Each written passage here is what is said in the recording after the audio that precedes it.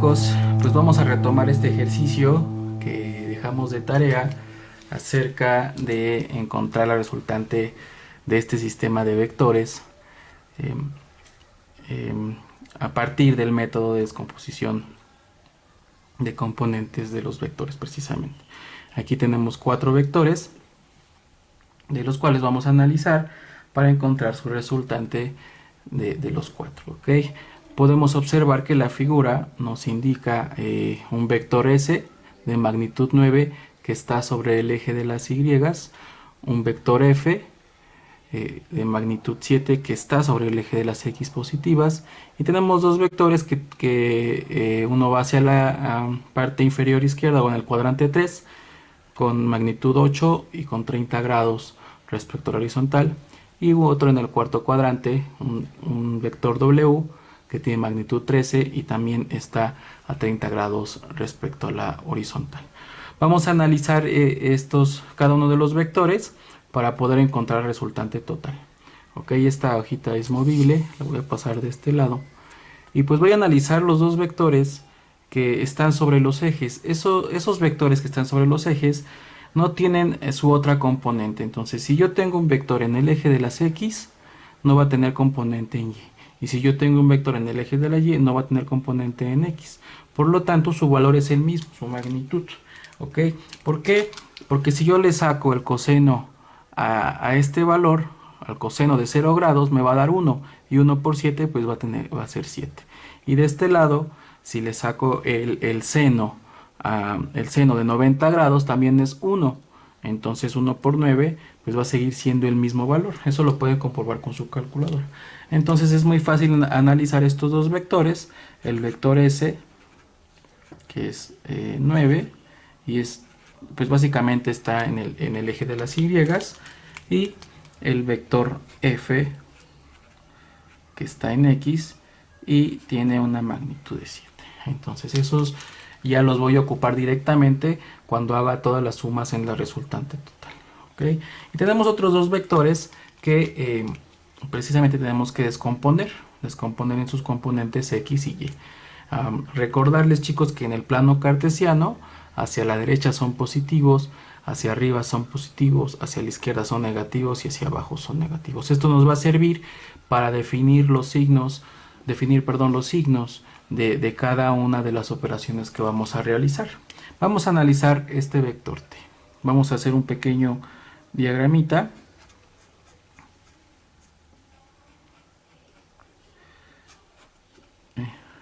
Para identificar el ángulo. Sabemos que este ángulo es de 30 grados y su magnitud es 80. Y yo quiero encontrar su componente en Y y su componente en X. Recordar que para abajo las Y son negativas y hacia la izquierda las X son negativas. Por lo tanto, mis operaciones van a ser negativas. Ok, nos acordamos que para encontrar la componente en X ocupamos el coseno del ángulo multiplicado por su vector. Y para encontrar la componente en Y ocupamos el seno del ángulo multiplicado por su vector.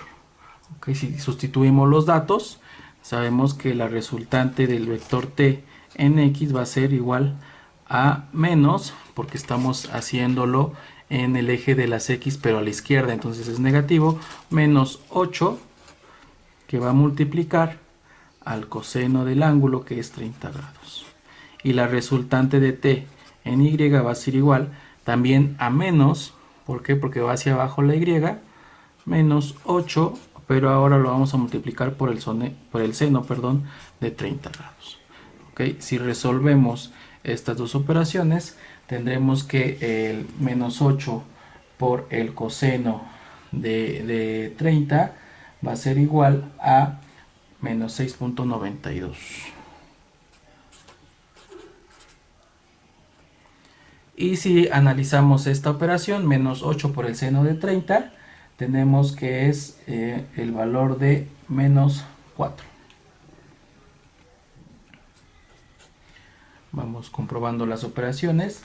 Entonces sí obtenemos esos resultados. Ya tenemos la resultante, más bien la componente en X y la componente en Y de este vector.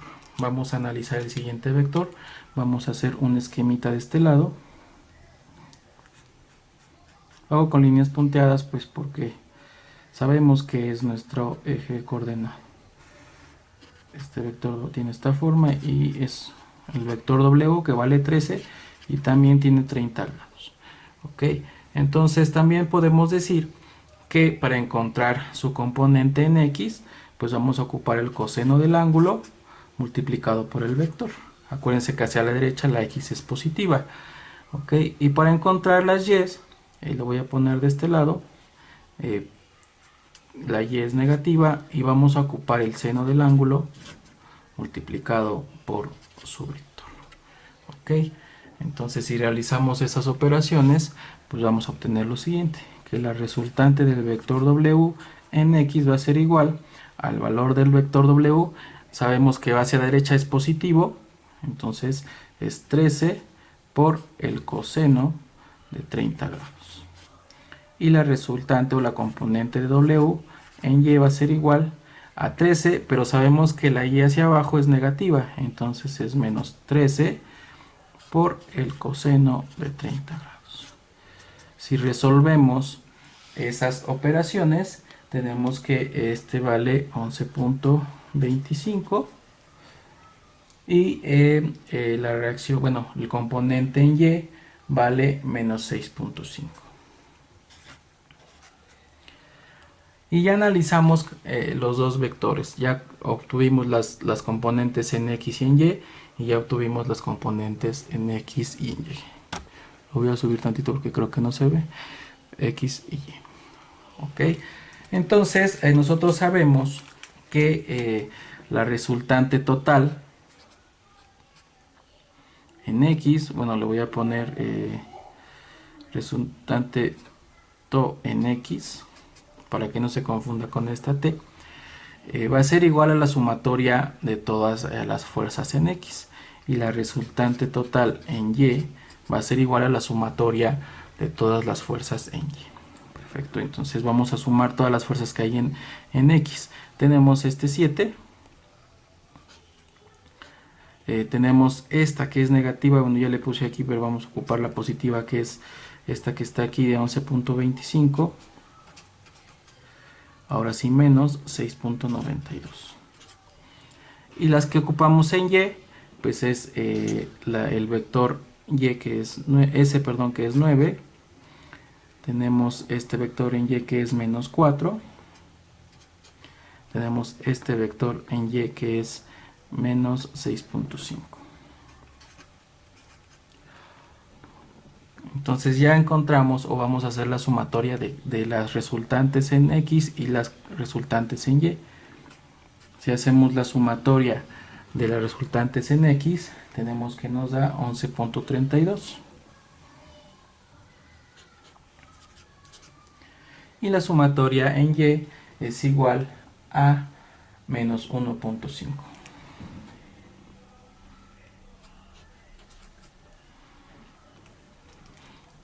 Ya obtuvimos las dos resultantes y sabemos que le voy a poner el vector resultante va a ser igual a la raíz cuadrada de la resultante en X al cuadrado más la resultante en Y también elevado al cuadrado, que son estos dos valores. Los sustituimos en esta fórmula y vamos a encontrar el valor del vector resultante. Tenemos la raíz cuadrada de R total de X, que es 11.32 al cuadrado, más menos 1.5 al cuadrado. Acuérdense que este menos es de este resultado y este más es de la fórmula. Si hacemos esas operaciones, el resultado me dice que es igual a 11.42. Y ese es el valor del vector resultante. Ya tenemos el valor del vector resultante. Ok, voy a mover este tantito para acá para ver la dirección de este vector. Ok, Entonces acuérdense que para calcular la dirección ocupamos la tangente del ángulo del valor absoluto de la resultante en y sobre la resultante en x, ¿okay? Que también son estos dos valores. Y vamos a ver qué hacemos. Entonces la tangente del ángulo va a ser igual, la resultante en y es menos 1.5 y la resultante en x es 11.32. ¿Ok? Entonces acuérdense que si despejamos el ángulo, la tangente la pasamos para el otro lado y la subimos al numerador con su potencia negativa. Entonces me queda que el ángulo va a ser igual a la tangente menos 1 de menos 1.5 sobre 11.32. Y este resultado es igual a 7.54.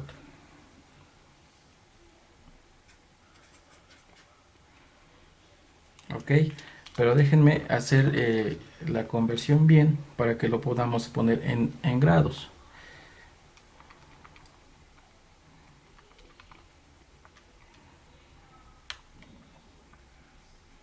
Es igual a 7 grados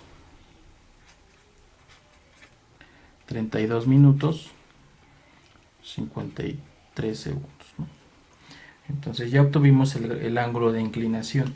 Y ojo, vamos a ver en qué cuadrante se encuentra este ángulo. ¿Ok? Entonces nosotros podemos ver que la resultante en y es negativa. ¿Ok? Entonces en y va a ser negativo. Y la resultante en x es positivo.